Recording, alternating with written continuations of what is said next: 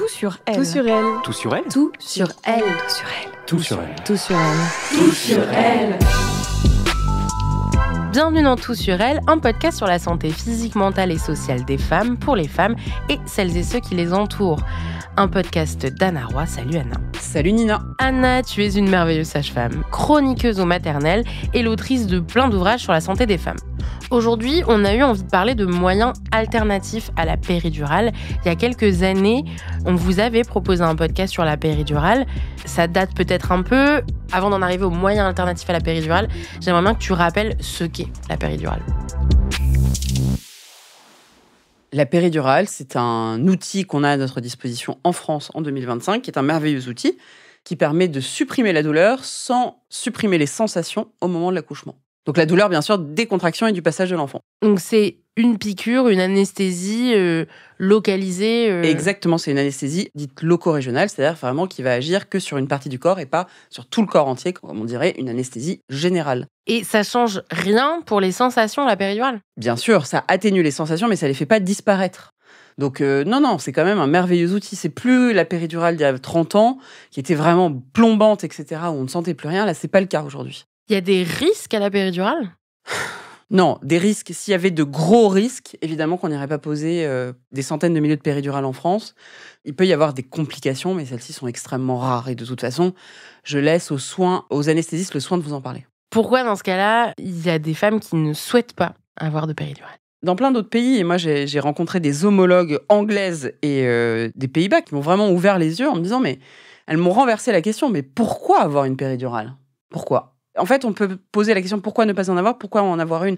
En réalité, c'est un événement de la vie normale, ça ne signe pas qu'on est malade, c'est une douleur intermittente, c'est une douleur qui a du sens, c'est une douleur qui est là pour nous prévenir qu'on a besoin de l'aide de quelqu'un pour aller mettre au monde notre enfant. Voilà. Alors après, maintenant, qu'est-ce que j'ai à dire moi en tant que sage-femme ? Je suis ni pour ni contre la péridurale, ça dépend des circonstances, ça dépend du désir de la femme et ça dépend des circonstances. C'est pas la même chose de faire naître un bébé qui fait 4,8 kg en 72 heures de travail que de faire naître un 2,2 kg en 3 heures de travail. On parle pas du même accouchement, donc moi j'aurais tendance à dire foutons la paix aux femmes, qu'elles puissent faire leur choix en conscience, qu'elles puissent être accompagnées pour faire ce choix. Mais en tout cas, moi je trouve ça une très bonne idée de ne pas avoir de péridurale. Je trouve ça une très bonne idée d'en avoir une. En tout cas, il n'y a pas de supériorité l'un à l'autre. Elles disent quoi en général, les femmes qui veulent pas de péridurale ? Eh bien, elles ont envie de récupérer plus vite. Elles ont envie de se confronter à... Le moment de la naissance, c'est un peu comme une sorte... Bon, déjà, il y a l'épreuve physique sportive qui peut être sympathique, une espèce de challenge.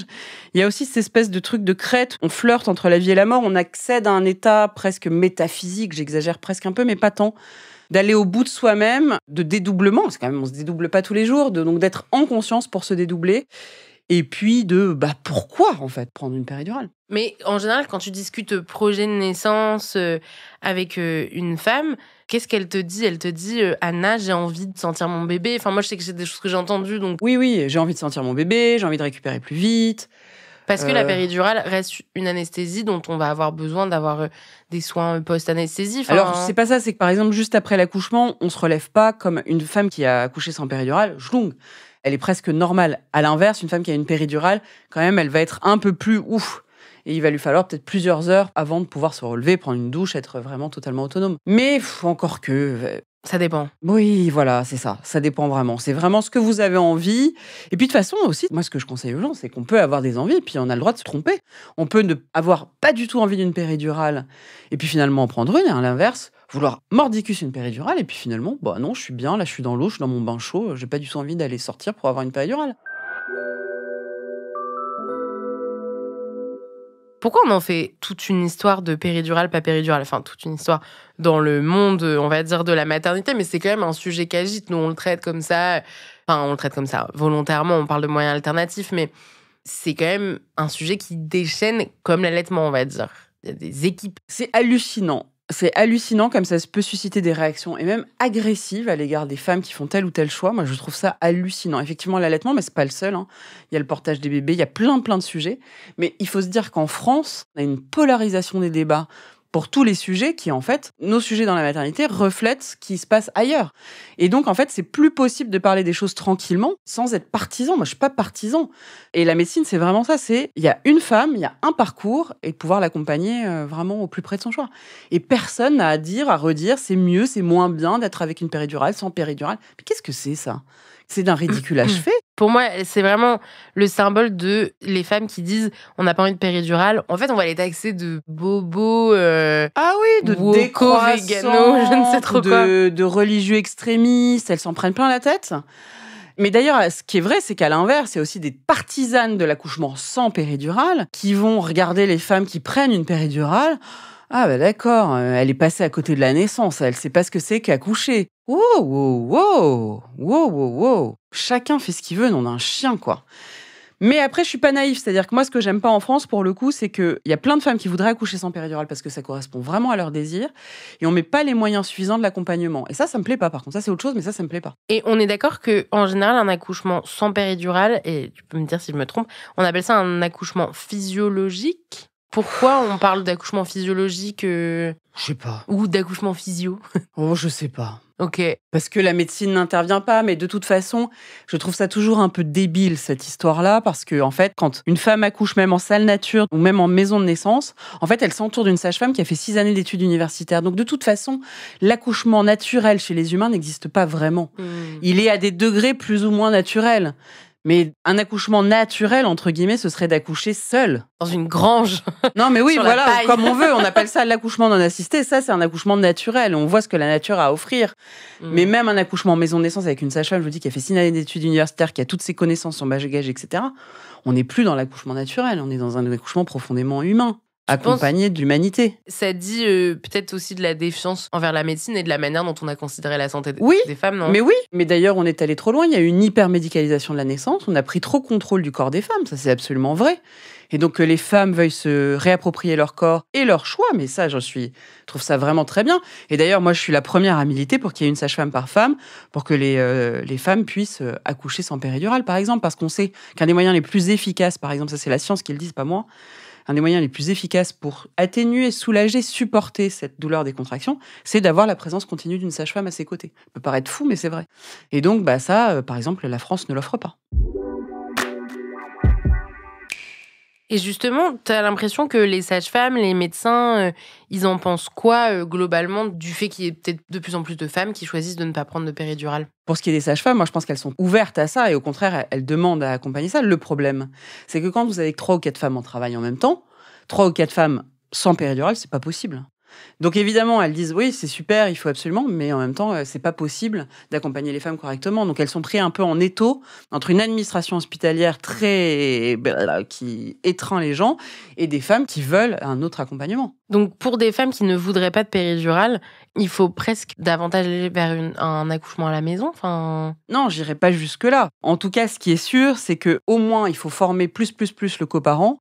Si vous êtes dans un hôpital où les sages-femmes vont être débordées, vous le savez à l'avance, ou qu'elles aient toutes les chances qu'elles soient débordées, il faut vraiment former le coparent et il faut essayer d'engranger un maximum de connaissances. Effectivement, l'accouchement en maison de naissance, où on a une sage-femme pour soi toute seule, c'est pas mal. Mais encore faut-il pouvoir accoucher en maison de naissance, parce qu'en fait, tout le monde ne peut pas accoucher en maison de naissance. Qu'est-ce qu'on propose du coup aux femmes en maison de naissance ou ailleurs pour pallier la péridurale? Parce qu'on parle de moyens alternatifs à la péridurale aujourd'hui. Oui, alors ça peut être alternatif ou en attendant une péridurale d'ailleurs. C'est pas seulement à la place d'eux, ça peut être en complément d'eux. Alors déjà, moi je trouve qu'il y a un truc qui marche génialement, c'est l'eau chaude. Aujourd'hui, je ne pourrais plus travailler sans eau chaude. J'ai malheureusement commencé dans une maternité où on avait des grandes baignoires de travail, donc d'eau chaude. Et on en avait 3. Aujourd'hui, vraiment, je ne saurais plus travailler sans. Des baignoires, c'est-à-dire les femmes sont dans l'eau? Voilà, les femmes sont dans l'eau. Déjà, on est un peu soulagé de la gravité. Et en plus, l'eau chaude, la chaleur, va enlever les contractions parasites et vraiment atténuer le seuil de... En fait, l'utérus, c'est un muscle. Donc, on voit bien, quand on a des courbatures partout, on se met dans un bain d'eau chaude, ça va mieux. Donc, l'eau chaude, mais ça peut être aussi les bouillottes. Vraiment, je vous conseille d'acheter une bouillotte magique qui se branche sur le secteur pour mettre en bas du dos ou dans le dos ou ailleurs ou en bas du ventre, etc. Ça soulage bien la chaleur. Donc, la chaleur, ça, c'est vraiment important. Ok. Il y a quoi d'autre? Alors, il y a la question de la respiration. Spontanément, quand on se cogne les doigts de pied dans une table basse, ça fait Aïe, aïe, aïe, aïe, aïe, putain, ça fait mal. C'est-à-dire que je jure, j'hyperventile, etc. Bon, la prochaine fois que ça vous arrive, véridique, vous verrez que ça marche. C'est un premier palier, vous inquiétez pas, je vous propose autre chose. Vous cognez le doigt de pied dans la table basse et là, vous allez prendre tout plein d'air et vous allez expirer très longtemps par vague. Et bien, vous verrez que vous contrôlez mieux le seuil de la douleur. Et d'ailleurs, c'est une respiration qu'utilisent les grands sportifs. On voit les marathoniens, tous ceux qui font de la muscu et tout, ils utilisent la respiration, une inspiration un peu courte avec une expiration plus longue. Pour le coup, moi, je suis pas restrictive. Vous prenez par le nez, la bouche, m'en fiche, l'inspiration, et puis après, vous expirez le plus longtemps possible. Ça permet deux choses. Ça permet de se canaliser l'excitation et ça permet aussi d'aller chasser le gaz carbonique du muscle et donc de récupérer plus vite. Le problème de cette respiration, c'est que souvent les femmes font « Anna, j'arrive plus à faire cette respiration, Anna, j'y arrive plus ». Deuxième palier. Quand c'est la grosse panique, ok, très bien. Là, ça marche très très bien. C'est ce qu'on appelle les sons graves. Là, on prend tout plein d'air par le nez ou la bouche. L'idéal, c'est que la sage-femme et le coparent le fassent en même temps. Donc, on prend tout plein d'air. Et on fait un oh, ouah, le plus longtemps possible. En accouchant. Ah ouais, mais ça, c'est incroyable. Mais ça marche hyper bien. Là, c'est génial parce qu'en fait, vous faites un son, donc vous êtes occupé à produire ce son. En plus, ça ouvre complètement le périnée. Alors qu'à l'inverse, le son aigu, Anna, j'en peux plus, ça ferme tout en bas. Okay. Donc là, le oh. Et puis en fait, tout le monde le fait et ça place dans un univers. Je vous promets que ça marche. Non mais je te crois, je suis juste en train de me dire que les chanteuses, elles doivent avoir des accouchements incroyables en fait. Ah bah les chanteuses lyriques, oui. Moi j'adore, ça m'est arrivé plusieurs fois d'accoucher des chanteuses d'opéra. Et alors c'était merveilleux quoi, d'être là pour leur naissance. Elles me faisaient des sons mais de folie. Donc les sons graves, ça marche très bien. Il y a un dernier truc qui peut marcher en respiration, ce qu'on appelle la respiration en triangle ou en carré. Là l'idée, mais alors là il faut regarder sur internet, vous retapez Anna Roy tuto la maison des maternelles, mais l'idée, c'est qu'il y a quelqu'un qui se met en face de vous et vous inspirez quand on monte le doigt. Vous vous mettez en pilote automatique. Il y a quelqu'un qui fait les mouvements de la respiration avec les doigts en face de vous et vous vous mettez en pilote automatique. Moi, j'ai jamais réussi à me mettre en pilote automatique de ma vie. Par contre, les sons graves, ça marche très très bien. Aujourd'hui, j'ai tellement démocratisé ça. J'en ai parlé tellement partout que maintenant, dans les maternités, tout le monde trouve ça normal que... Voilà, il y a bien sûr les massages aussi qui marchent bien, les appuis. Alors, c'est pas des massages, c'est vraiment des appuis dans le bas du dos. Ça peut être des massages aussi des mains, des pieds, des tempes. Là, pareil, difficile de vous dire à distance, mais c'est des appuis assez forts au niveau du sacrum. Et là, c'est pareil, quand on fait ça à une femme, elle fait « Ah oui, merci », tellement ça soulage. Donc, n'hésitez pas, là aussi, à regarder le tuto de la maison des maternelles. Bien sûr, les positions. Ça, souvent, c'est un problème à l'hôpital. Si vous mettez une femme qui est en travail, donc qui a des contractions très douloureuses, vous l'allongez sur le dos, en 5 minutes, elle va vous demander une péridurale parce qu'elle aura trop mal. Il faut bien sûr pouvoir se mouvoir comme on le désire. Vous pouvez toujours télécharger des anti-sèches. Vous tapez AFAR, accouchement, position. Et là, vous allez avoir des anti-sèches, c'est-à-dire des propositions, voilà, des dessins où il y a des positions. Mais en tout cas, l'idée, c'est de suivre. Voilà, on a envie de se mettre vers l'avant, on se met vers l'avant. Enfin, comme quelqu'un qui a mal, il se met en chien de fusil, il se met jamais droit comme un dans un. Voilà. Donc, vous choisissez des positions qui vous font du bien, des positions antalgiques. Le soutien de la sage-femme, on l'a dit. Le gaz hilarant, très bien. Gaz hilarant, je rappelle de dire qu'il y a des graves conséquences. N'en prenez pas trop en soirée. Si vous nous écoutez, vous n'êtes pas enceinte. Mais le gaz hilarant, pour le coup, nous, à l'hôpital, on contrôle très, très bien les concentrations. C'est assez super parce que vous respirez, vous avez l'effet. Vous ne respirez plus, vous n'avez pas l'effet. Donc, vous pouvez très bien essayer. Ah non, j'aime pas du tout l'effet. Hop, vous laissez. C'est pas mal. Vraiment, c'est pas mal.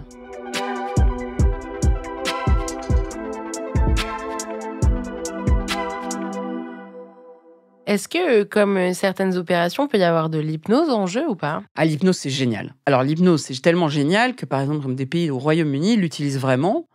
On dit que Kate Middleton a accouché avec l'hypnose. Je ne sais pas, je n'étais pas là, mais en tout cas, c'est très efficace.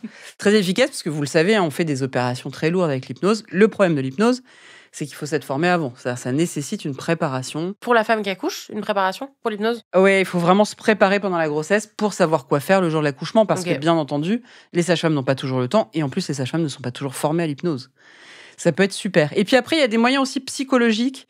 Une contraction, ça dure 1 minute 15, 1 minute 30. Vraiment, il y a des chansons très courtes. Vous lancez la chanson et vous vous dites, OK, d'ici la fin de la chanson, voilà.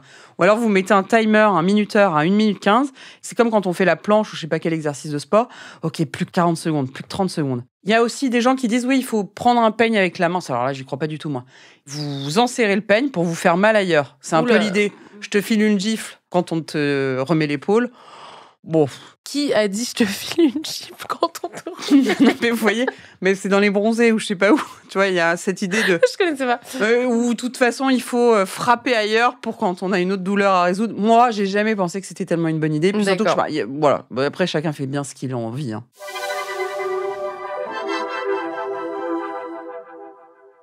Quel rôle pour le coparent ? Parce que j'imagine quand même essentiel, fondamental. Oula. Non, essentiel, fondamental. D'abord, même s'il fait rien, parce qu'il faut pas trop foutre la pression, des fois, il y en a qui sont incapables de faire quoi que ce soit. Mais rien que la présence émotionnelle, soutien affectif et tout, c'est hyper important. Mais c'est vrai que, comme les sages-femmes sont débordées, s'ils peuvent mettre les mains à la pâte, c'est mieux. Comment on met la main à la pâte ? Faut se former avant. Donc, atelier de préparation à la naissance et à la parentalité, je le répète, c'est remboursé auprès d'une sage-femme. On se forme et grosso modo, essayer de devenir une mini sage-femme en quelques séances de préparation à la naissance et à la parentalité. Comme ça, vous pourrez masser, vous pourrez conseiller des postures, vous pourrez faire respirer, vous pourrez faire des sons graves, etc., etc. Et ça, c'est très, très, très, très aidant. Okay. Et puis après, il faudrait être dans un écosystème. Moi, je vous conseille, si c'est votre projet, lisez des livres spécialisés là-dessus, regardez des films, enfin, mettez-vous dans cet univers. Pour toi, on peut pas arriver à un accouchement et dire je veux pas de péridurale sans s'être un petit peu renseigné, comme j'arrive à un accouchement, je veux une péridurale sans s'être renseigné. Si, bien sûr, mais quand même, c'est décoiffant. Hein. J'imagine, ouais.